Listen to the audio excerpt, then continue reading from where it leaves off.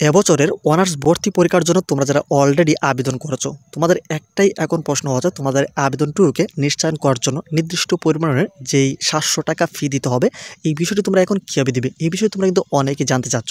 তো আজকের এই ভিডিওর মাধ্যমে এই পুরো বিষয়ে ইন ডিটেইলে একদম প্র্যাকটিক্যালি জানানোর চেষ্টা করব। তোমাদের আবেদন ফিটা তোমরা কীভাবে দিবে সেই সকল প্রসিডিউরগুলো। আশা করছি আজকের এই ভিডিওটি তোমাদের সকলের জন্য অনেকটাই হেল্পফুল হবে। ওকে, তো আমরা দেরি করবো না, চলে যাবো মূল ভিডিওতে। তার আগে ছোট্ট একটি রিকোয়েস্ট করবো, এখন যারা চ্যানেল নতুন, চ্যানেলটিকে সাবস্ক্রাইব করনি, অবশ্যই প্রতিনিয়ত এরকম হেল্পফুল কন্টেন্ট এমনকি সকল সাপোর্ট পাওয়ার জন্য অবশ্যই চ্যানেলটিকে সাবস্ক্রাইব করে রাখবে। ওকে, তো আমরা এখন এই পুরো বিষয়টিকে একদম প্র্যাকটিক্যাল দেখানোর চেষ্টা করছি।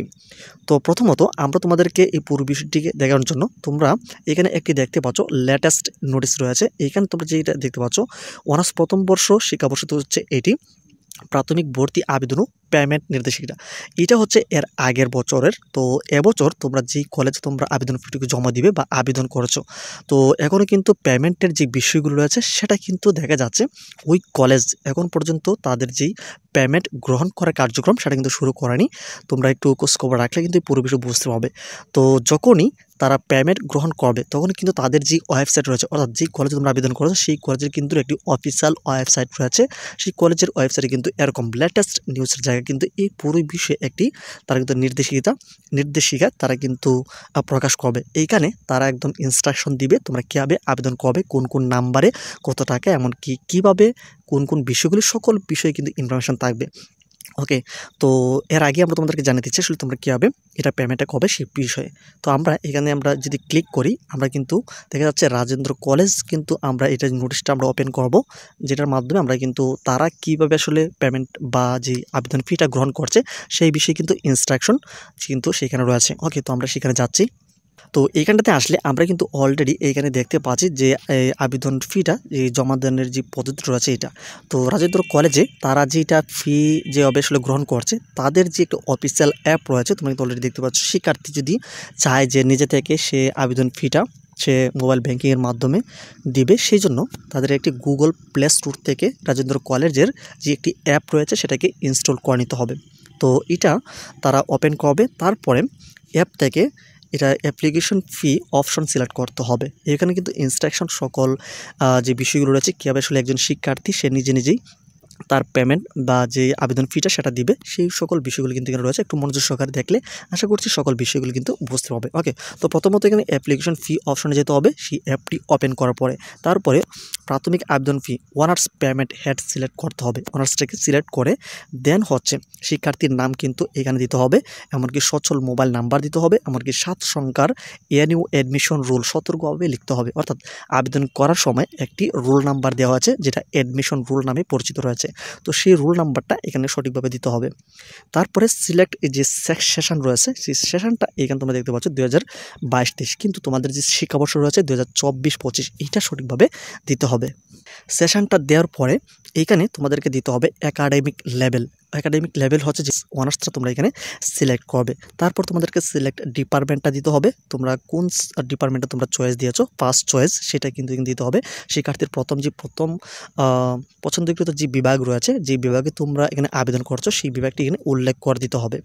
ওকে, তো সিলেক্ট ক্লাসও কিন্তু তোমাদের যেহেতু তোমাদের অনার্স প্রথম বর্ষ তোমরা ভর্তি হতে চাচ্ছ সেক্ষেত্রে ফার্স্ট ইয়ার তোমাদেরকে সিলেক্ট করে নিতে হবে। তারপরে যে ধাপটি হচ্ছে এখানে অতঃপর প্রসিড টু অ্যাপ পে বাটনে ক্লিক করতে হবে। এমনকি সেইখানে ক্লিক করলে তোমাদের যে বাই ডিফল্টভাবে তোমরা কোন পেমেন্ট অর্থাৎ কোন মোবাইল ব্যাঙ্কিংয়ের মাধ্যমে তোমরা পেমেন্টটা করতে চাচ্ছ বা ফিটা দিতে চাচ্ছ এখানে কিন্তু সকল অপশন চলে আসবে।